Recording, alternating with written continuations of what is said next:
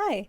In this video, I'm going to show you a few of the Zoom controls and just try to show you the lay of the land so you know what you can do during a meeting to control the flow of your class. I want to start with some caveats. The toolbar on the bottom might look a little different to you, and we'll talk about why that is later on. It could be your district settings, or it could be some settings that you need to go and turn on in your advanced settings before you even see a button down there. And I also want to mention that please always follow your district guidelines. Whatever I might say or recommend is not overridden, does not override your district guidelines. Please follow those guidelines. So I'm going to give you a quick tour of these buttons that you see along the bottom. Now, keep in mind that if you're sharing your screen, this toolbar might move. Might jump to the top. For me, I have two monitors. Sometimes it even jumps over there to my other monitor and I have to go look for it. That can be a little scary, but don't panic. You'll find it. It's somewhere. Just keep that in mind. I want to go across the toolbar from left to right. And you'll first see the unmute button, which is a pretty important button for you to know about. If I unmute, people can hear me. If I click this little caret here, I have some options. Now you might not have as many options as I do. I have several microphones, several cameras, several sets of speakers plugged into my computer. But here's where you choose which speaker and microphone you're using. So if you are unable to be heard in the meeting, you might want to check to make sure the correct microphone is selected. Likewise, if you can't hear other people, you want to make sure that your speakers are the correct ones that you've selected.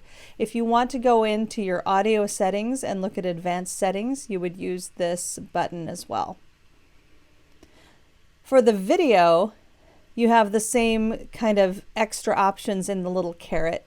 If you click Start Video, it'll turn your video on. Everyone will be able to see you. If your video is off, you have your profile picture there. If you haven't set a profile picture, it's just kind of a gray, like stick figure person. I do recommend that you upload a professional profile picture if you can. It really does make a difference when you have to have your video off to have something that does show who you are and kind of helps people remember that you're there, even though it is sometimes necessary to turn off your video. With this option here, I can choose which camera to use, and I can also get into my virtual backgrounds and look at my other video settings. So I'm going to click this video settings button, and this will take me into my advanced settings. And for me, they popped up on another monitor. I just had to go get them. Now I can take a look at how I look on video. So that's a little confusing for you. I'll get off of there pretty quick. But I can choose which camera. I can decide whether my video is mirrored, because right now my camera is flipping me around backwards. I can touch up my appearance. It's not as strong as I'd like it to be, but it is an option there. You can decide whether it's automatically adjusting the light level. There's a bunch of stuff here. Same with the audio settings. I can get in there without ever closing this and going back. I have this tab for audio test settings, and I can test my speaker, my microphone, check my input volume. If I'm talking and it doesn't seem to be loud enough, I can turn that up. Suppressing background noise is an option you might want to experiment with. Sometimes people find that if they leave that on or on auto, it can sometimes cause their audio to cut out depending on what's going on in the meeting or in the background of the room. So it's something that you might want to play around with a little bit. I like to mute my mic when joining a meeting and automatically join the computer audio because that works for me. You might want to think about those too. I'm going to skip back up to the General tab. I have a lot of options here. I'm going to recommend that you go through. I'm not going to read through every button in this settings pane, but I'm going to recommend that you do, because you might not even know some options that you have. You can set the skin tone of your reactions that you can make in a meeting. You can decide if you're going to enter full screen automatically. A lot of people like to uncheck that because it can really make it hard to look at other things on your computer if you need to. I have screen share options here. I have options for chat. And there's a lot of options in here you might not think would be there. I can go look at my virtual backgrounds. I can make some choices about where and how I record. Some of these options will differ based on your district. I can look at my profile. If I want to edit my profile, it's going to take me to the website, and we'll talk about that a little bit later. And I have a few other interesting options here. Accessibility, always something that should be at the forefront of our practice. We want to make sure we're removing barriers for our students and anyone that we're speaking to, whether it's parents or caregivers. Closed captioning, if you can possibly use it, is a great idea. You can change the size of that. There is an automatic transcription setting that I'll show you that is nice to have on. And this section down here determines what a screen reader tells a person who is using one in your meeting. So I do recommend going through all of these tabs in your settings. And you can access those anytime by going to one of these little up arrows next to unmute or start video. This one will just pop me straight into the audio settings, but I can still select any of these tabs.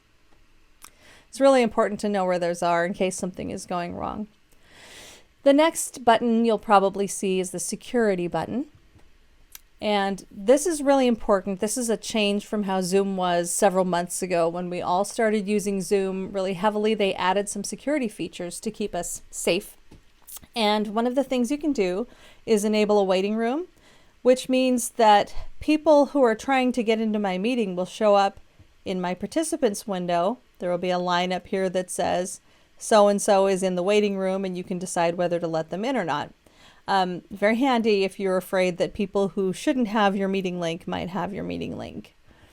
You can lock the meeting, and that will ensure that nobody else can come in. So if you're having a private conversation in a room with a link that has been used before, that's kind of handy. You can also decide here whether you allow participants to share their screen, chat, rename themselves, or unmute themselves. I know a lot of teachers like to uncheck this because students tend to get very creative with the names that they're choosing. Participants window, I kind of popped this open a second ago. This gives me an idea of who is in my meeting. I can hover over myself and I can see I can unmute myself, or I have some more options. I can rename myself on the fly in the meeting, which many of your students have discovered. If I had other people here, I might have a few more options. I could assign someone to type closed captioning. I could make that person a co-host. There are a number of options that show up when I hover over a person in the list. Down here it shows the nonverbal feedback that we have in these meetings. And I highly recommend that you leave this enabled. If you don't see this in your participant window, you probably have to go into your advanced settings on the website and turn it on. This really, once you have taught your students and other people that you're talking to use it, can really enhance the flow of a meeting. Because you can ask a question and say, are we all okay with this? And they can say yes, and we get a little check mark or a thumbs up instead of having to wait for everyone to unmute or turn their camera on and nod. There are a lot of ways to use this that are very useful. And I can indicate that I'm away for a minute. Please give me a break. This meeting is too long. Yay, something cool is happening. So there's a lot of stuff that you can do with those. As the host, I can clear all of my responses as well as anybody else's. If you're a participant, there's also a raise hand button down here, which is very handy. And then a hand would appear next to the person who's raising their hand in this window. As a meeting host, I always leave the participants window open so that I can see if anyone is trying to get my attention that way. And I also try to leave the chat window open if I'm using chat. That's my technique, but your mileage may vary. If I click the little up caret here next to my participants window, I have an invite link. Okay, I can click that and that opens my invite pane, which we looked at previously. I have my chat window, which gives me the option, if it's on, to chat with everyone. You may or may not enable the ability to share files, and we can set some granular settings here about who participants can chat with. Maybe you want them only to be able to chat with you and not with each other. Think about those settings when you're setting up your meetings. I also have a polling button. This won't appear if you haven't enabled it on the website. If I click that, it will allow me to launch a poll that all of my participants can see and participate in, and it'll give me live results that I can then share with the participants or not, depending on how I feel. You edit these polls on the fly if you want, but it's best to do it on the website, and we'll talk about that a little bit later. My recording button just turns on recording for me. For you, it might actually pop up a question about where you want to record. Right now, it's yelling at me because I have muted myself, but I'm not going to unmute myself because I'm recording with another program. If I want to stop my recording, I can stop it here. And whenever I'm recording a meeting, it shows a red blinking light up here, and everyone gets to see that. Depending on where you're at, that might be different. But in Washington, we're a two-party consent state for recording. So we are legally required to tell people when we're recording. Of course, your district may have guidelines as to what you're supposed to record and when and how. Please follow those.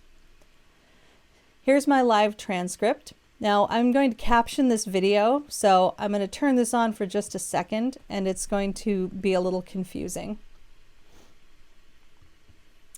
When I click Enable Auto Transcription, it's going to start transcribing what I'm saying. And I'm going to view the transcript so you can see what I'm looking at. If I was unmuted, all of my words would be coming up here. I'm not unmuted, so it's not going to happen. Let's give it a try.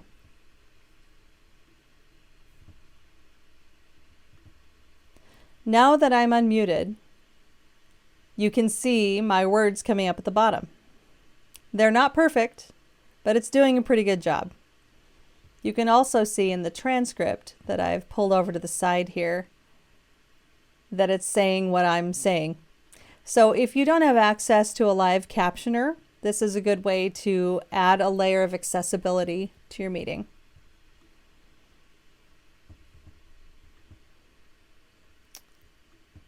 I'm going to go ahead and turn that off.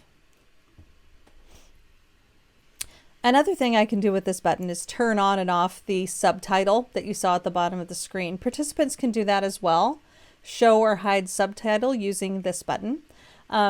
Sometimes your participants will ask you how they get rid of those subtitles, and you need to be able to describe to them where that button is. The next button to the right of this, if you have it enabled, will be Breakout Rooms. We get a lot of questions about these in our live sessions. Breakout Rooms just allow you to put people into separate groups so they can work together. They do not hear or see anything that happens in the main session when they're in a breakout. They hear and see only each other. Your district policy may or may not enable you to use these, so please follow your district policy. But many teachers are using these for small group work or to do individual assessment with students. And you can create them based on the number of students here. I could increase this to 5 if I had 25 students in my class, and I could randomly put them in breakout rooms, or I could manually put each student in a breakout room, which takes longer than you think. So if you plan to do that during an activity that's live, keep in mind you're going to need to allow some time for that. Or I can allow my participants to choose the room that they go into. So you're going to think about how that's going to work in your classroom and how that works for what you want to do. Next button over here, last but not least, is reactions. And this is kind of fun. I can put a reaction up, and then if we have a gallery of a bunch of people here, they'll see my reaction to what is going on. Sometimes we use these instead of nonverbal feedback. Does everybody think this is okay? We can all give a thumbs up. So there are a lot of ways to use that. You can also enable or disable those if you like. One more thing to know about the button on the window, as I change the size of my screen, you'll see that some of these buttons are disappearing. There's simply not enough room for them. They've all gone under here in my More button. So always keep in mind that if you don't see a button, check the More if you see it. Don't panic, your stuff is probably there. So I can get into my subtitle, my breakout rooms, all the stuff that's disappeared just by clicking More.